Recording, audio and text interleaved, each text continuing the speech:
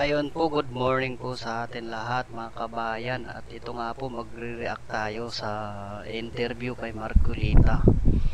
At tingnan na rin natin yung mga side comment ng mga netizen sa mga nangyayaring usapin ngayong mainit na mainit. At ito nga po ang sabi ni Bing Almosera. Ang galing mo, Brad. Dami kong tawa sa'yo, tanggal stress ko. Sana tuloy-tuloy mo yung ginagawa mo sa mga hinayupak na congressman na yan. Kasi sa totoo lang, lagi kitang pinapanood. Tawang-tawa ako sa sinasabi mo. Promise, nawawala problema ko sa iyo. Mabuhay ka, Brad. Yehey! Saludo ako sa iyo. Meron naman dito kay Melchora Adios. Buhay ka, BP Sara and Kong. Mabuhay ka, BP Sara and Congressman Marcolita. May number 1 Senator Rodante Marcolita. At yun nga sinasabi ko, guys. Maraming mga samut-saring komento na positive mula sa side ni Congressman Marcolita dahil dito sa pagtatanggol niya kay BP Sara. At yun nga, at sa dami ng mga komento, parang ipinupush na ng mga taong bayan na mga nagko-comment dito na congressman to senador. Go go go congressman, Congressman Marcolita. Go Ma'am Sara for president. I hope and I pray matapos na tong gulo sa Kongres. Sana Marcolita wag susuko. Lumaban po kayo para sa ating bayan. Gabayan ka po ng ating Panginoon.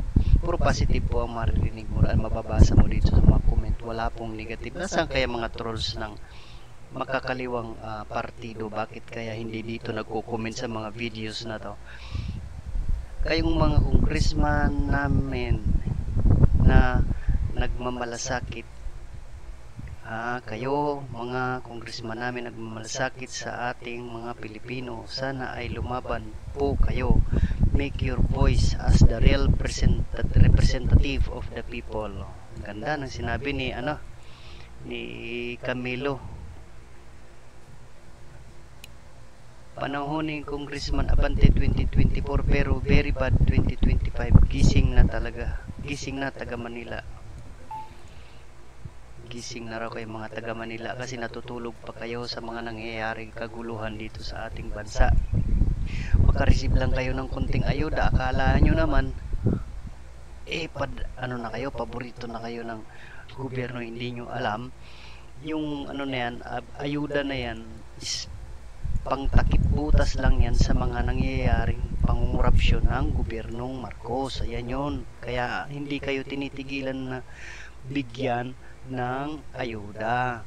Instead na dapat ang ibigay sa inyo is trabaho or sideline or pangmatagalan na trabaho, binibigay sa inyo ayuda para nga hindi na kayo hindi sa kanila sa next election. Ganun yun.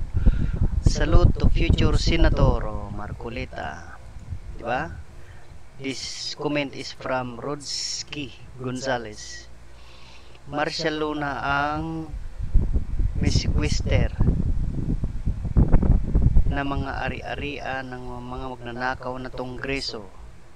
Ibalik ang death penalty, isama ang grab korupsyon sa mga krimen at punishable by death na di na pamarisan yan. Go Attorney Marcolita and Attorney Vic Rodriguez, we salute you. Sino to si Rodriguez na to? Malamang ito yung kanina yung nakaraang katabi ni Marcolita na medyo malusog ang katawan, mataba. Dapat imbestigahan ni Honorable Marcolita itong itong mga kongresista na to, kasamahan niya. Biriin mo yun, bigla tinanggal sa posisyon si Marcolita at ang ipinalit siguro si Abante. Kaya galit na galit si Abante sa kanya nung mag-hearing sila nung nakaraang araw. Grabe ang galit niya, halos magsuntukan na lang sila doon. Kung ako nandun, siguro bigyan ko sila ng ano, ng tag-isang tiyanik. Tapos pagbubunutin nila yung mga bulbul nila doon, kung sinong mas marami siyang panalo. Yun, dapat kakabwisit kasing panuuri yung gano'n na kongres na sa kongres na nag-aaway-away sila sa wala namang kadahilanan, na ang sabi nga ni Sara, niluluto yung impeachment sa pamamagitan ng mga kongresista na to. Hindi pa naman sila mga tanga, no? At ito nga guys, panoorin natin yung panayam ng SMNI kay Marcoleta. Gusto ko para panoorin lang natin guys. Salute sa iyo, Reaction TV. Ay na pasensya na, hindi ako nakapagpaalam sa iyo. Ano ko yung video mo, yung reaction video mo. Gagamitin ko lang. Hindi man lang ako kinausap. Oo nga, oo. Di ba? Not even a modicum of respect was accorded to this representation in replacing me as... Yun nga yung sinasabi ko guys, yung pinalitan si Marcoleta na hindi niya alam na committee. O di ba?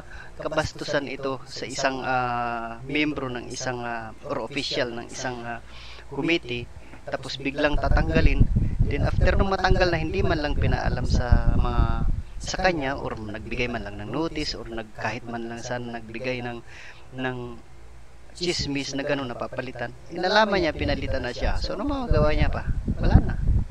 Kaya dito, isa rin to sa mga dahilan kung bakit nagalit din si Congressman Marcoleta sa nangyayari sa kanya, sa pagtanggal sa kanya, at pinalitan pa siya ng hindi naman kanais-nais na isang kongresista na dapat ipa-background check din natin yun.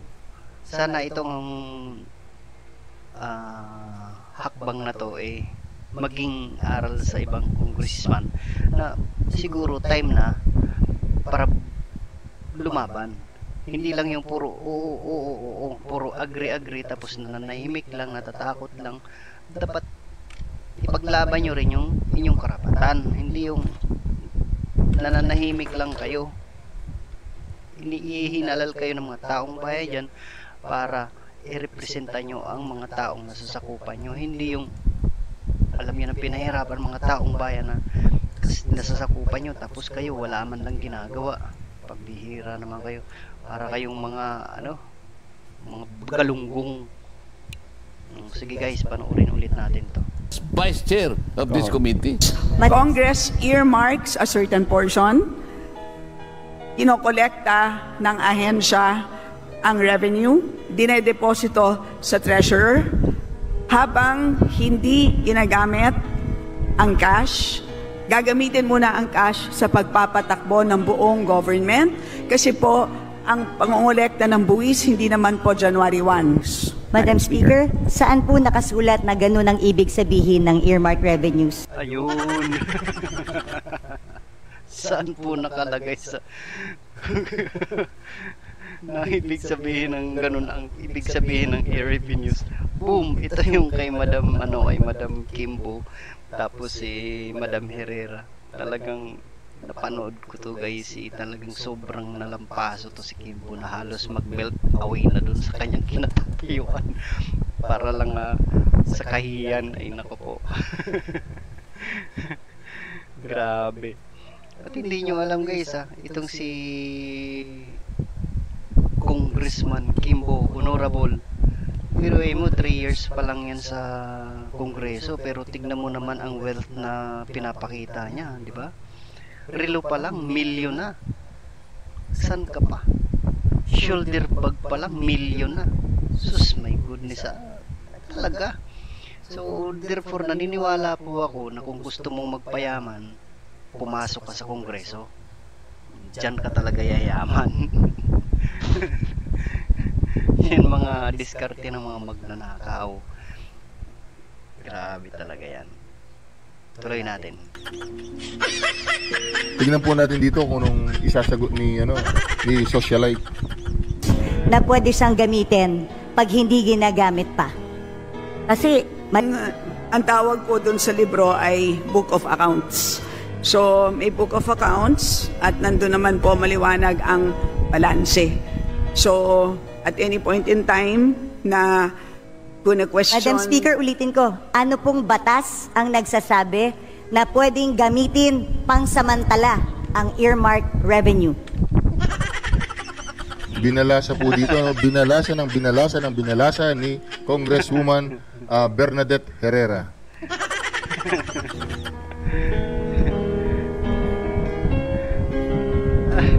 Ito mo So, reaction hindi ni po ginagamit- Congressman Herrera, hindi po natatawa na lang sa ginagamit ginagawa sa ang mga sagot revenue. ni Kimbo.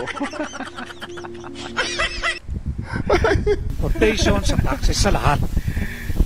Higit kalahati po nun ay utang. Utang na nga.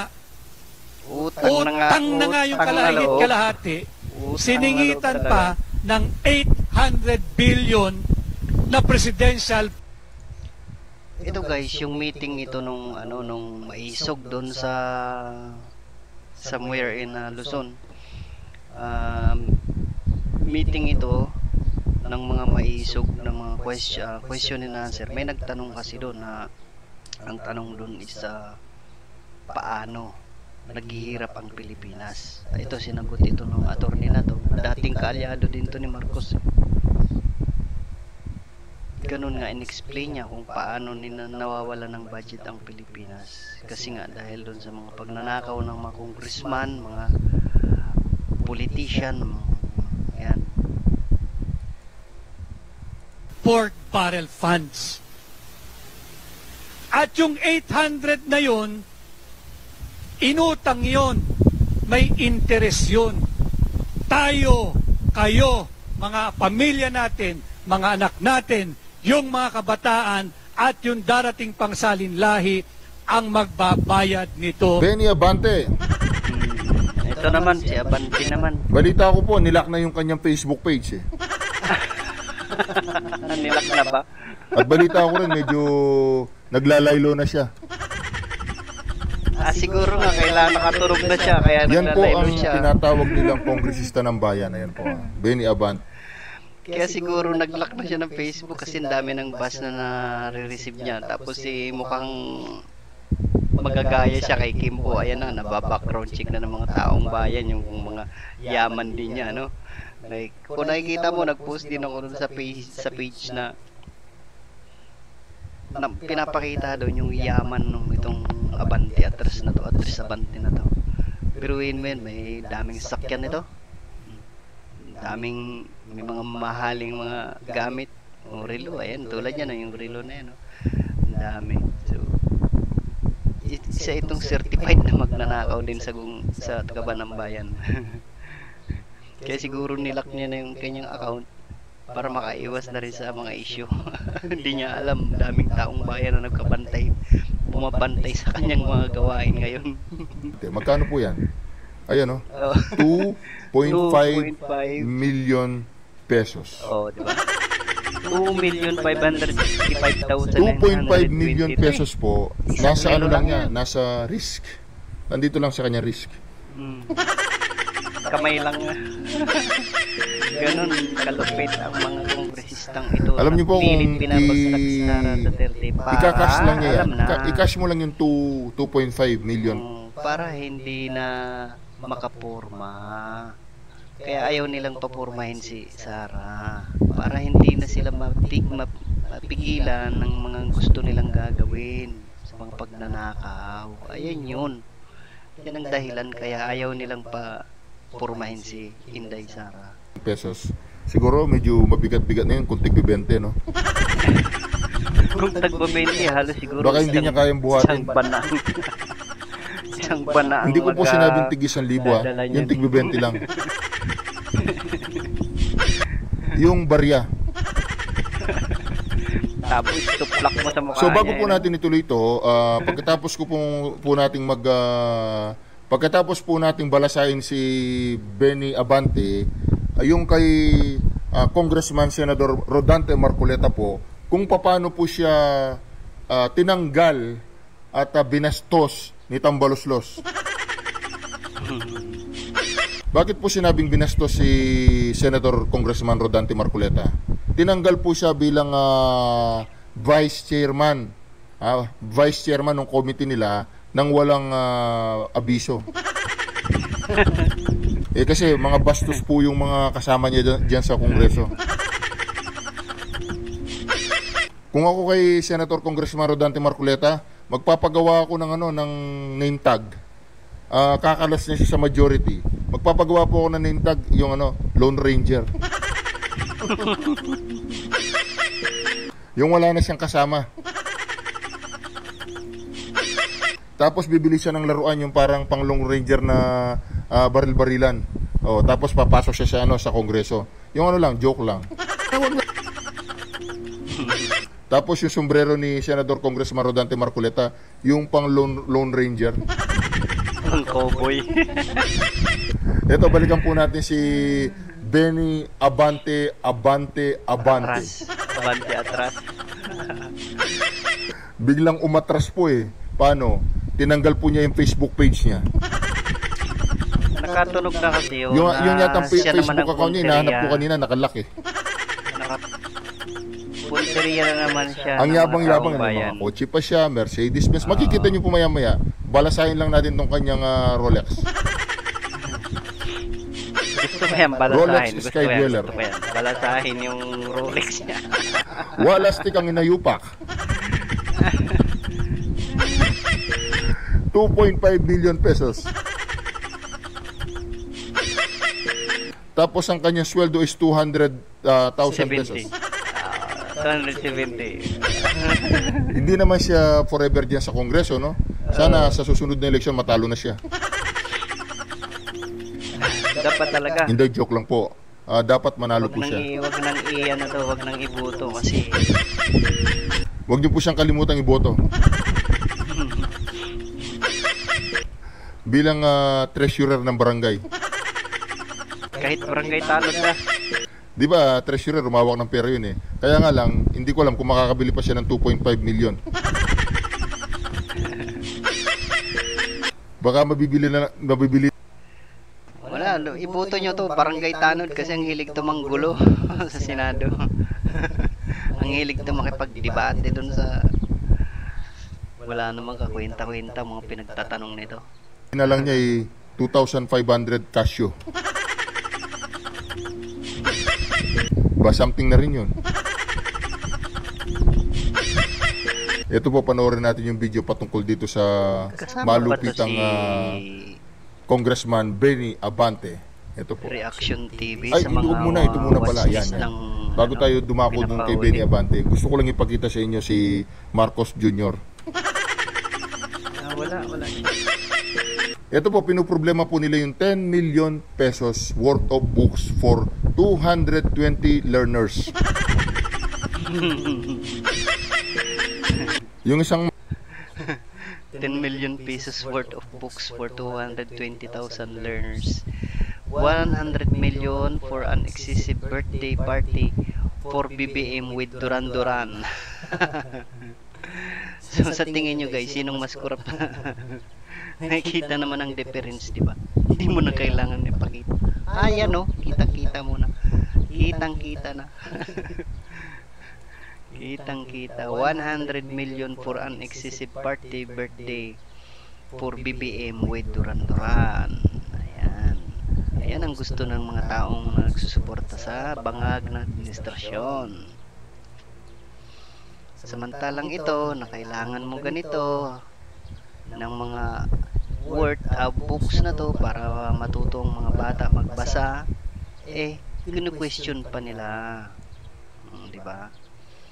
Dito mo malalaman kung anong mga bias ang pinagagawa ng mga congressman na to, bakit nila inuungkat ang mga to. Samantalang nagamit naman ang pondo ng Inday ng UBP.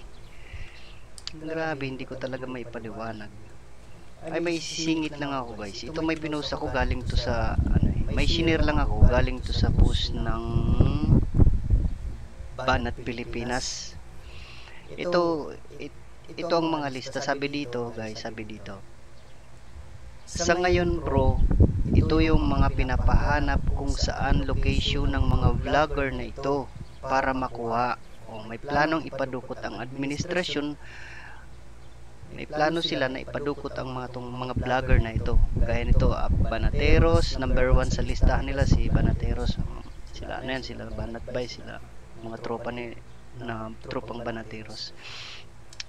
Bisdakos, Joel Bibri, Agent ng Bayan, Pambansang Loyal, Luminous, Buster TV, Old School Pinoy, JC De La Cruz, Tropang Bisaya, Vincent Tabige, Teroy TV 26, Engineer Berto, Musikero sa Bukid, Tropang OFW, Badong Artils, Abroad Maharlika. Sa abroad naman to. Ito sa Pinas, ito yung mga mga list ng mga vlogger na pinapahanap at malaman kung anong gagawin, padukutin ito o kung kulong o sabihin ang laban, ganun. So, huwag kayong matatakot guys, itong mga tong vlogger na to, huwag sana kayong matatakot kasi unang-una tulad yan, si Bisdak, si Banateros, isa yan sa mga nagiging inspirasyon ko na nagsisimula pa lang na mag-comment, mag-react regarding dito sa political issue ng ating Pilipinas. So hindi ibig sabihin na pag hinuli kayo matitigil ang mga commentator o mga nag-a-aspire na maging political vlogger, mga ganun. Hindi man titigil yan eh. Bagkus dadami at dadami yan. Kaya huwag kayong matatakot, kayo mga nasa list na to. Huwag kayong matatakot. Sila ang matakot sa inyo. Dahil hindi kayo nawawalan. Lalo kayong nadadagdagan ng supporters. Kasi sa pinapakita nyo na o ini-expose nyo na mga katiwalian sa administrasyon na ito.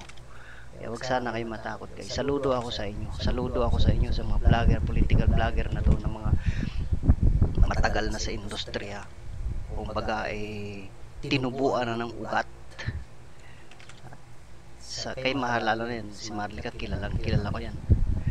Saso, dati to kay Maharlika nakapalo ako, ewan ko ngayon bakit hindi. Kasi nga, nung nagbago yata yung account niya noon, na parang matanggal. Parang, ewan ko kung nung nangyari sa account niya yun. Kaya bihira ko na siya makita sa wall ko na dumaan. So yun guys, huwag sana kayong magsawa at huwag sana kayong magdalawang isip na ipagtanggol ang konstitusyon o ipagtanggol ang mga tao na lumalaban para sa taong bayan. At inshallah maihipan sila ng hangin at hindi na nila ituloy kung ano man ang masamang plano nila sa ating mga political vlogger na to. At mga idol, mag-ingat lang po kayo palagi. Yun lang mga sabi ko sa inyo. So guys, tuloy natin. Makabayan group, yung isang membro ng Makabayan, si ano bang pangalan nun?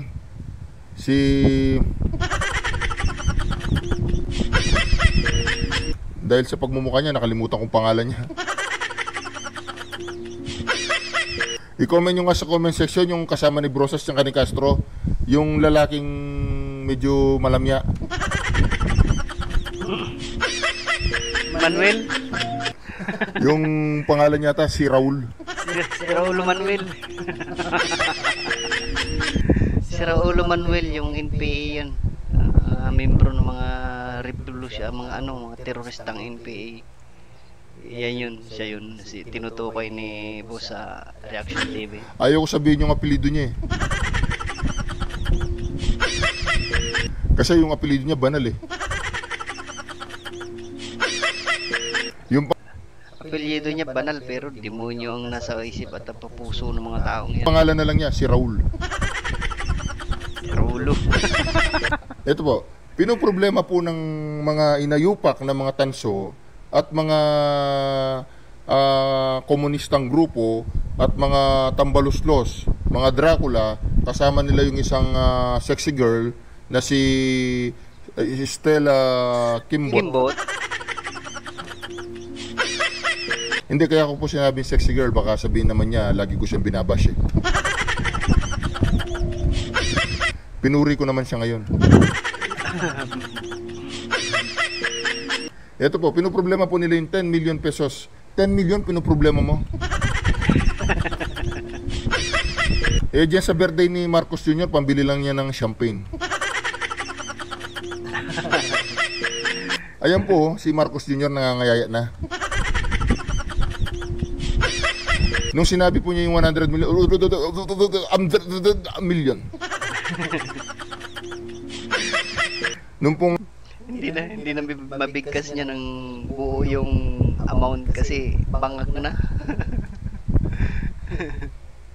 nag-i-invite po siya ng birthday niya, punta tayo dun sa I want to invite you Mario Hotel, nandun ang Duran-Duran. At yun ang balita ko guys, yung mga kabayan eh. Balita ako dun sa concert na to, exclusive lang daw at maraming pinagbabawal gaya ng cellphone, video cam. Kasi nga bawal nilang expose daw tong ano na to, birthday party nito. Kaya ano to, exclusively lang sa mga kaalyado ng ng administrasyon ng Marcos. Pero magtataka ka bakit nagkaroon pa rin ng video leak tapos picture kung ipinagbabawal nila yung mga to. Kasi nga hindi ibig sabihin na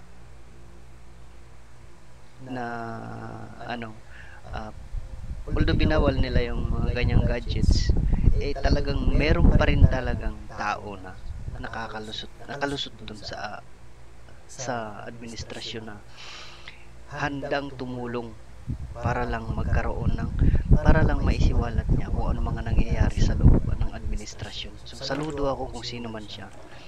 Actually, balita ko is friend ni ni Aimee Marcos yung nagbigay kay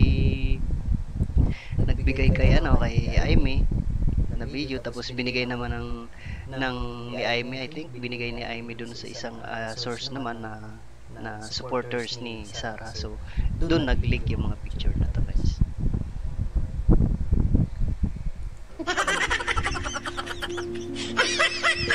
Pinoproblema niyo yung 10 million pesos worth of books for 220 learners, pero yung 100 million for an exclusive birthday party for Marcos Jr. with Duran-Duran. Hoy, Sa mga hindi nakakakilala sa band na Duran-Duran, ito ay isang international band na siguro iniidolo niya mula pa nung siya nagkaroon ng interest sa mga music nilang Duran-Duran. So ang talent fee nito guys is almost 1 million, malaki ang ano nito, ang kanilang talent fee, at ang bayad dito is dollar pa.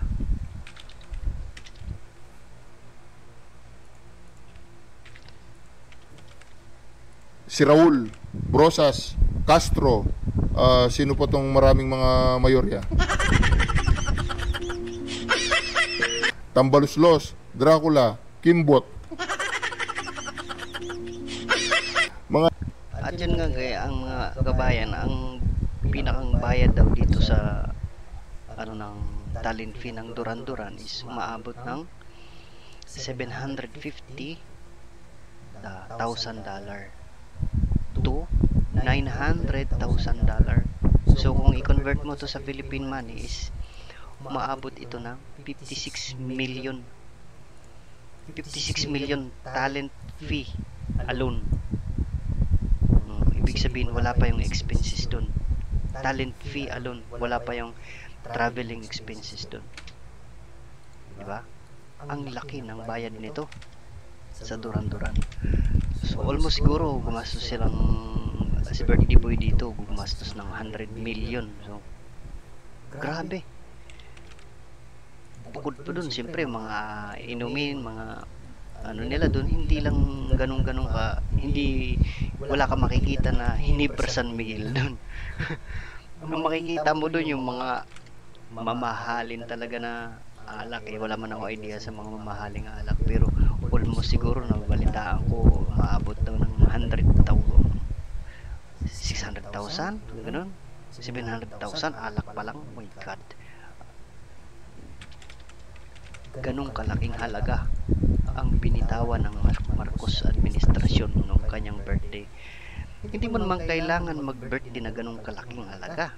Pwede ka naman mag-birthday na i-celebrate mo ang birthday mo sa mga tao, nagpagbibigay ng mga tulong.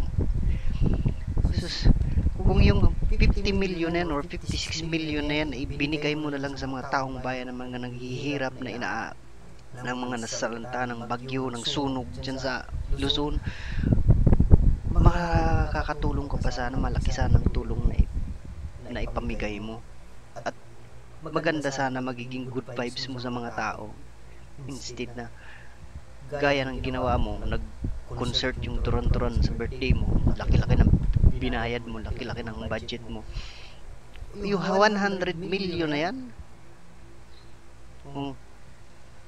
kung binigay mo yan sa mga taong bayan, tag-1 milyon o 10,000, 100,000, pinagbibigyan mo ng mga taong nasunugan, hindi sana ang laking tulong na ginawa mo. Magiging magiging positive comment pa ang mga tao sa iyo. Hindi mo naman kailangan maggastos ng ganung kalaking halaga para lang sa birthday mo. Ito nga, alam mo naghihirap na ang mga taong bayan. Alam mo na naghihirap na ang Pilipinas dahil sa sobrang korupsyon. Tapos ikaw ganun mo lang lustayin ang 100 million? Sige nga. Nasa matino pa ba kayong pag-iisip niyan? Yung mga supporters ni BBM na pro BBM talaga. Yung mga kasabayan ko na pro BBM. Paliwanag nyo nga. Tama bang ginawa ng mga ng manok nyo? Napakahirap isipin, guys. Aminin ko mga kabayan. Isa ako sa mga sumulong na sa unit team BBM sa probinsya namin.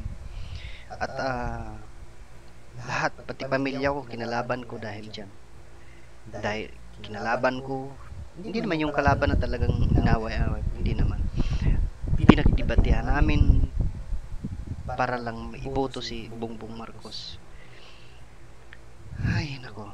Tapos ito lang pala ang mangyayari sa amin. Nahiya nga ako sa kapitan namin sa probinsya. Nahiya ako kasi tanong sa akin, bakit si BBM binoto nyo?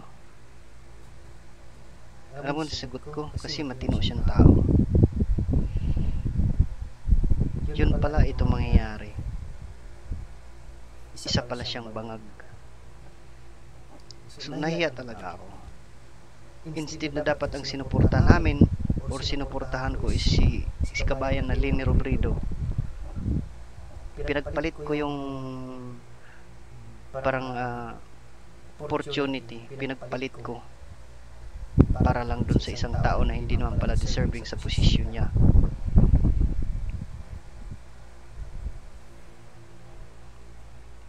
Kaya atong time na nagka-eleksyon, talagang todo support kami. Halos hindi na kami matulog ng buong 24 hours para lang dun sa mga ballot box. Binantay namin mga ballot box na yan. Hinatid namin yan dun sa pinakang sentro, mga balota na yan, para lang hindi maagaw ng kung sino-sino. Tapos ito sa kalaunan, hindi naman pala sila matino. So, nagsisi talaga ako. Sige, tuloy natin panood, please. Inayo pa kayo, tahimik kayo pagdating sa amon yung Marcos Jr. Sabi ni Madam Inday Sara, buwisit kayo, bahala kayo sa buhay nyo. Huwag nyo kong isali-sali huwag nyo kong gawing resource person. Mantagin mo, ginawang resource person, maya-maya, witness na siya. Gusto po ninyo malaman kung anong ibig sabihin na resource person? Hindi po pala pwedeng i-contempt ang resource person. Wow, I just built the most amazing workflow on Monday.com. You build your own workflow? Why? Ito, There are guys, a bunch of meron naman amazing ako pre-made i-share sa templates. inyo. Meron ako i-share sa inyo, guys. Itong napanood ko dun sa Facebook. So, pinost ko din to sa ano ko, shinare ko din to sa wall ko. Ito si, ano to, Sundalong Kanin. Si Sundalong Kanin. Hindi ko alam kung nangangampanya ba to o ano. Kasi lumapit siya doon sa isang grupo sa kabilang side ng ano, pinagkakamayan niya yung mga nandun, yung mga vendor doon sa gilid. Tapos balik siya, tumawid siya dito sa kabilang gilid naman para kamayan siya. Ito, hindi ba naman napakakapal ang mukha nito? Balita ako, pupunta daw to sa, tatakbo daw to sa Caloocan bilang isang mayor. Ewan ko lang kung may bubuto nito. No? Baka kahit nga barangay tanod, hindi pa to ibubuto ng ano hindi pa to i-appoint ng kapitan dahil sa kahihiyan ng Pilipinas na ginawa nito. Ito si ano to, si Trillanes to. Napanood ko lang, ang pangit ang ugali nitong taong to. Oh. Napaka-dissenting pagmasdan, pero sa kabila ng kanyang kaloob-looban talagang hindi pala siya mapagkakatiwala ang tao. So kung ako sa inyo mga taga Caloocan, kung tatakbo siya bilang isang mayor nyo sa Caloocan, mag-isip-isip kayo. Dahil ang tao na to, nakilala lang to dahil sa kanyang sa pag-aklas niya sa Oakwood Mutiny dito sa Makati, na hinostage niya yung isang building para lang sa aking adikain. Panahon yata ni Gloria yon. Ngayon, itong tao na to, hindi na nanalo nung pagtakbo niya ng senador. Actually, gusto sana maging tandem to ni Sara. Nagliligaw din to kay Sara na mag-tandem sila, pero tinanggihan niya. Kaya ito, tinitira ni Trillanes ang mga Duterte family. Hindi rin siya nagtagumpay dahil mas malakas ang pwersa ng taong bayan kaysa sa pwersa ng kanyang bumanga. Nakakatawa siya. Napakaaga ng kanyang pangangampanya. Followers ba kita, sir? Followers? Louis Vuitton. Grabe. Ito talaga yung mga korupsyon ni Bante. At anong pagkakaalam ko, ang information na ano ko is dating pastor itong taong to. I don't think na isa siyang pastor. Kasi kung magnakaw siya, mawagas. Tapos meron pa siyang quote-quote. May quote siya. Louis Vuitton. No? Built niya Louis Vuitton, nagkakahalagang 37,000. Louis Vuitton, built niya 37,000 pesos. Built pa lang yan. Tapos meron siyang Kaman Spider F3 LTD S56 o 36 na nagkakahalagang 31,500 $. So in equivalent niya na sa peso natin is 1.7 million. Ito ay parang ewan ko kung motor ba to o hindi ko maintindihan. Parang motor siya na dalawang gulong sa unahan, tapos sa likod yata isa. 1.7 million yan. Meron din siyang sasakyan, mga white ito, Mercedes-Benz yata ito, o Mercedes-Benz, na nagkakahalagang 1.8 million.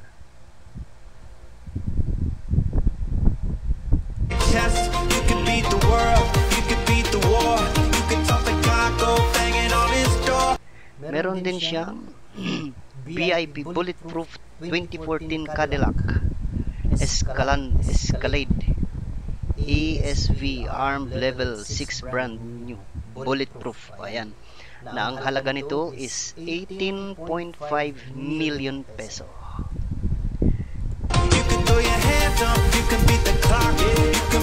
Meron din si Abante ng Rolex Sky Dweller Yellow Gold Relo naman ito guys, Rolex, na ang halaga nito is 2.5 million pesos. Meron pa siyang isang Rolex Blue Submarine. Ito ay 2012 pre-owned submarine that ang halaga naman ito is 2.7 million pesos. At ito pang kinote niya guys ang quote niya dito, no matter how big your house is, how recent your car is, or how big your bank account is, our grave will always be the same size. Only Jesus can satisfy your soul. Come to Him today. Ulul ka. Pakut-kut ka pa. Pakut-kut ka pa, abante. Bakit mo din-activate yung account mo? Sige nga. Ano? Paano mo rin may explain tong wealth na nangyano sa'yo? Paano mo may explain tong mga biruin mo nagkaroon ka ng 18 million halaga na sasakyan? Grabe ka. Sobrang yaman mo na. Pakut-kut ka pa, ginagamit mo pang pangalang Jesus Christ. Jesus. Kaya hindi ako naniwala na pastor to eh. Ito is malamang, pastor siguro to ng demonyo. Grabe to. Ang laki ng pera niya. Napaka-corrupt talagang tao to. Certified yan. Sana ito yung mga taong to ang background check para malaman natin kung anong mga kaanomalya ang ginagawa nito. Meron din dito guys meron din dito ayan ang dami ng laki na habang perang bayan, taong bayan. Ang hilig nila sa Rolex, grabe. Sino ba tong na to? Congressman na to? Hindi ko na matanda ang pangalan nito.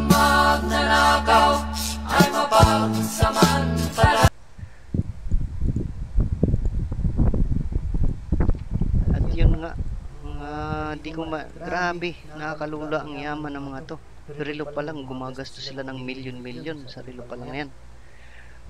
Ano ba nangyari sa mga congressman na to? Pero sobra-sobra magnakaw. Nakaya sila. New DB daw niya, Carlo. My new BB took the place of my C63S AMG V8. Di ba? Cadillac Escalade. Nanakaw ng pera to. At yun nga muna kabayan, dito na lang muna tayo at mamaya may gagawin pa tayo. Bye bye.